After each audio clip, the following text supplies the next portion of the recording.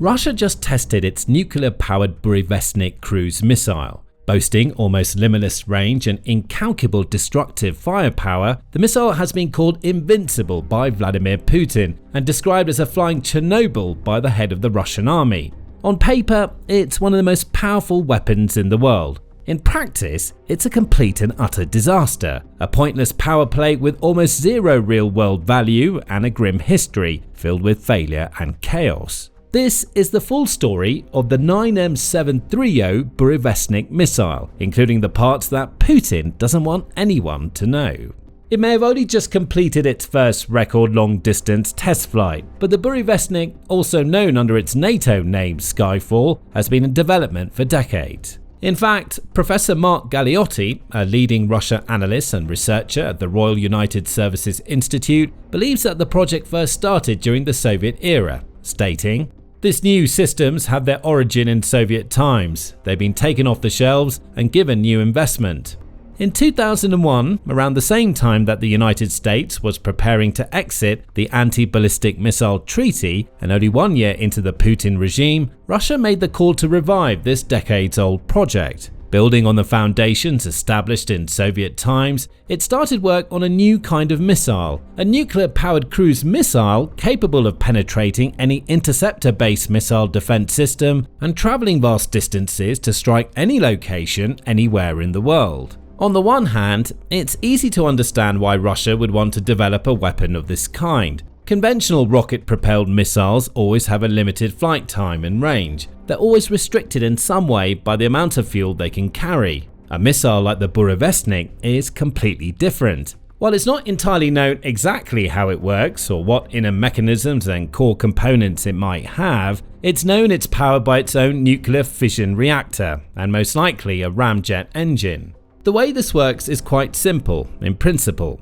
As the missile flies through the sky, air is forced into the engine's inlet. That air is then heated with the aid of the nuclear reactor, which causes it to expand at incredibly high speeds and leave the engine via a nozzle at the rear, providing thrust for the missile to continue its flight. With a system like this, a nuclear-powered missile can theoretically fly much further and for far longer periods of time than any conventional counterpart. It can, in theory, launch from one location, travel thousands of miles to the other side of the Earth, take evasive aerial maneuvers to avoid enemy air defenses, and even loiter in place for several hours, if not longer, before finally striking its target. This opens up unprecedented opportunities for any military force in control of such a weapon. They would have the power to attack any enemy or piece of infrastructure anywhere in the world at any time they like. It would be an almost unparalleled deterrent, especially if equipped with a nuclear warhead. There's just one problem. The United States, the world's leading military force, already attempted to make a missile like this almost 70 years ago, and it ended up abandoning the project after seeing how chaotic and dangerous it turned out to be. During the 1950s, the US Air Force started looking into the concept of using nuclear-powered aircraft and missiles as part of its aircraft nuclear propulsion project, and the idea of using a nuclear ramjet engine was first explored in the mid-50s by two of the country's top engineers at the time, Frankie Rom and Eldon W. Sams, of the National Advisory Committee for Aeronautics Lewis Research Center. Around the same time, the United States Atomic Energy Commission, AEC, was also studying the prospect of using a nuclear rocket as the upper stage of an intercontinental ballistic missile, effectively looking at ways to harness the unique capacities of nuclear power to make missiles that could go further and travel longer than any others ever invented. On January 1st, 1957, the AEC and the Air Force took the next steps. They launched Project Pluto and instructed engineers at the Lawrence Radiation Laboratory in Berkeley, California, to actually construct and test the world's first nuclear ramjet engine capable of powering a supersonic low-altitude missile, SLAM.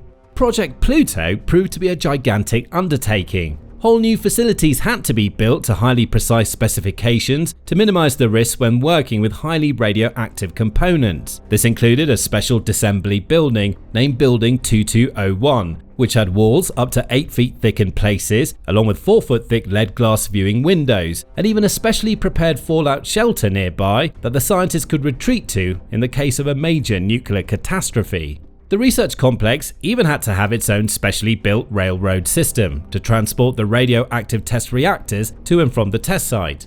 It cost $1.2 million to construct the necessary facilities, which would be closer to $12 million today, and the work had to be carried out with the utmost of precision and care, as a single error, oversight, or miscalculation could have caused a major disaster. Fortunately, the right people were picked for this project and managed to complete work on 2 experimental engines, codenamed Tory 2A, which was the world's first nuclear ramjet engine and tested in May 1961, and Tory 2C, which was significantly larger and tested in May 1964. Both engines worked, so the tests were successful to a certain extent. However, on July 1st, 1964, 7.5 years after Project Pluto began, it was officially cancelled. There were 3 main reasons for this. First, intercontinental ballistic missile (ICBM) technology developed much faster than many military experts had anticipated. This effectively reduced the need for nuclear-powered cruise missiles, since ICBMs had many of the same advantages. They could travel incredible distances to strike targets all over the globe and were also able to move at remarkable speeds, several times faster than the speed of sound, to help them evade enemy air defenses. In fact, compared to conceptual nuclear-powered cruise missiles, ICBMs are faster and less vulnerable to interception by enemy air defenses. Second, there were blatant environmental and public safety concerns regarding the testing, storage, transport, and usage of nuclear-powered missiles. While working on Project Pluto, scientists found that the unshielded design of the nuclear reactors led to lethal fission byproducts like cesium-137 and iodine-131 being ejected into the atmosphere via the engine's exhaust plumes. In other words, a missile like this had the potential to contaminate everything along its flight path, poisoning ecosystems and spreading radioactive pollution far and wide. This made testing it almost impossible, as officials weren't able to identify any reasonable, safe or suitable location to use. Third, and perhaps most important, there were simply too many risks and unpredictable variables involved in working with nuclear-powered engines and other components. The risk of the missile crashing and causing a major disaster was too high, and the engineering challenges involved with making and maintaining air-breathing nuclear engines were enormous. Costs spiraled, and despite their successes, the development team faced countless issues along the way, including material corrosion caused by neutron flux and malfunctioning electronic systems. Weighing up the increasingly small pros and relatively huge cons, the US Department of Defense made the obvious decision to scrap the project, shifting its focus to much more reliable, stable, and affordable ICBM technologies. The US is the most powerful military in the world and has been for generations. It doesn't make decisions lightly, and it wouldn't have given up on a plan like Project Pluto without strong, solid reasons. Thus, Russia could and should have learned an obvious lesson from this story. It should have understood that nuclear-powered missiles were neither feasible nor sustainable, and it could have saved itself a huge amount of time, money, and hassle by following America's example and moving on to other areas of development. Instead, Putin made the call to revive the project, unknowingly setting into motion a series of devastating events that would see several people killed. Since work on the Burevestnik recommenced, the missile has undergone several failed test flights. In November 2017, for example, a missile was launched from the Pankovo test range on Yuzhny Island in the Arctic Ocean. It flew for a measly 2 minutes, covering around 21 miles before crashing into the Barents Sea between Norway and Russia. There were numerous other reports of failed flights too, with around half a dozen Burevestnik missiles said to have veered widely out of control and off course after their propulsion systems faltered and nuclear reactors destabilized, with several ending up in the depths of the White Sea just off the northwest coast of Russia. Every time this happened, radiation was released into the surrounding environment, with numerous harmful elements including tritium and cesium seeping out into the air, ice and water, poisoning local wildlife and polluting ecosystems for years to come. As usual, the Kremlin has done its best to cover up these catastrophes, and in March 2018, seemingly undeterred by the missile's many failures up to that point, President Putin took to the stage for his annual State of the Nation address, officially unveiling the Burevestnik to the Russian public and the wider world. Introducing the missile's capabilities, Putin said, "We started to develop new types of strategic arms that do not use ballistic trajectories at all when moving toward a target, and therefore missile defense systems are useless against them, absolutely pointless. One of them is a small-scale heavy-duty nuclear energy unit that can be installed in a missile like our latest X-101 air-launched missile or the American Tomahawk missile. a similar type but with a range dozens of times longer, basically an unlimited range. The Russian president went on to show an animation of the missile in action, going on to claim that the missile had already been successfully tested. It is a low-flying stealth missile carrying a nuclear warhead with almost an unlimited range, unpredictable trajectory, and ability to bypass interception boundaries. It's invincible against all existing and prospective missile defense and counter-air defense systems. I will repeat this several times today. During its flight, the nuclear-powered engine reached its design capacity and provided the necessary propulsion. Now that the missile launch and ground tests were successful, we can begin developing a completely new type of weapon, a strategic nuclear weapon system with a nuclear-powered missile. Putin has long been a master of propaganda, and his speech painted a picture of a groundbreaking, game-changing weapon. In reality, the Burevestnik was still quite literally struggling to get off the ground at the time he gave this speech, and 1 year later, things were about to get much worse. On August 8, 2019, the Burevestnik program encountered its biggest and costliest disaster at the State Central Navy testing range near Nyonoksa on the White Sea. There, specialist ships had been deployed to recover one of the many missiles that had crash-landed into the water. While attempting to lift the submerged prototype from the sea floor, a liquid-fueled booster linked with the missile's nuclear core detonated when it came into contact with the atmosphere. The resulting blast killed 5 technicians in the blink of an eye. Additional reports suggest that 2 or 3 more personnel later died from radiation-related complications, bringing the total number of fatalities to roughly 7. Those affected were said to have suffered symptoms consistent with acute radiation exposure, including dermal necrosis, gastrointestinal hemorrhages, and multiple organ failure. Other personnel at the site of the incident were exposed to exceptionally high and dangerous doses of ionizing radiation, going on to suffer severe sickness, burns, nausea, and other effects. On top of that, many of the emergency workers, including first responders and paramedics who were dispatched to the scene, were not given proper warnings or informed about the nature of the accident. As a result, they too were exposed to nuclear radiation, with several reporting elevated white blood cell counts and potential long-term health risks that have not been publicly documented. Fallout from the explosion led to several dangerous elements spreading across the surrounding environment, including strontium-91, barium-140, and lanthanum-140 isotopes. Gamma radiation levels spiked in towns and cities miles away, like Severodvinsk, which was around 19 miles from the blast. It was a complete catastrophe, with innocent lives lost, countless people put at risk, and ecosystems poisoned for years to come. After an event like that, many military generals and world leaders would have made the right decision. They would have called off the program there and then, coming to the logical and clear conclusion that it was simply too dangerous to persist with. But not Putin. The Russian leader has always displayed a callous regard for human life. He cares little about the deaths of ordinary Russian citizens or the destruction of the natural world. As long as he maintains or expands his grasp of power, it doesn't matter how many lives are lost or what price the population has to pay. So, unsurprisingly, he made the call to push on with the project. Even when meeting with widows of those who had lost their lives, he reportedly said, "We will certainly be perfecting this weapon regardless of anything."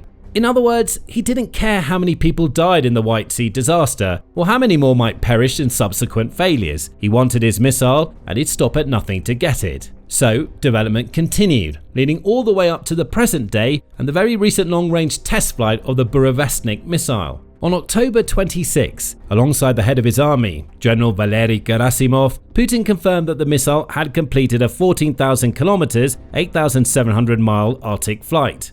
I clearly remember that when we announced the development of this weapon, even very high-level, top-class specialists told me the goal was worthy and respectable, but unattainable in the near historical perspective. Once again, that was the view of those high-class experts, and now the decisive tests have been completed. Obviously, substantial work has to be done in order to place this weapon on combat duty, and all regulations must be completed. Nevertheless, as I understand it, the key objectives have been achieved.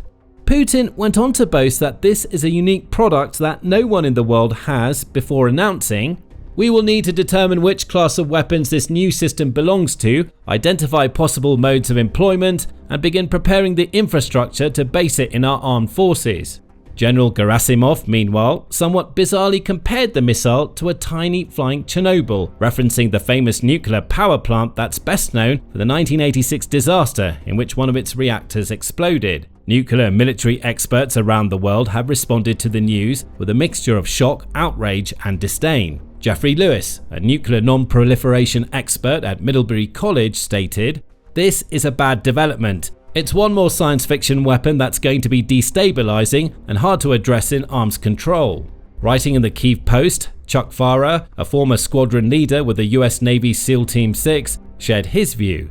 In reality, the Burevestnik represents a Frankensteinian folly, a revival of a doomsday concept the United States abandoned decades ago as dangerous and unworkable. In a desperate bid to project power amid mounting battlefield defeats and economic isolation, Russia has grown perilously irresponsible, resurrecting this Frankenstein's monster at the cost of lives and legacies. Farah went on to note that according to experts, the unshielded design of a missile like this is utterly unworkable. It will never be made entirely reliable or safe, and if Russia continues to test it, widespread radiological contamination will inevitably ensue.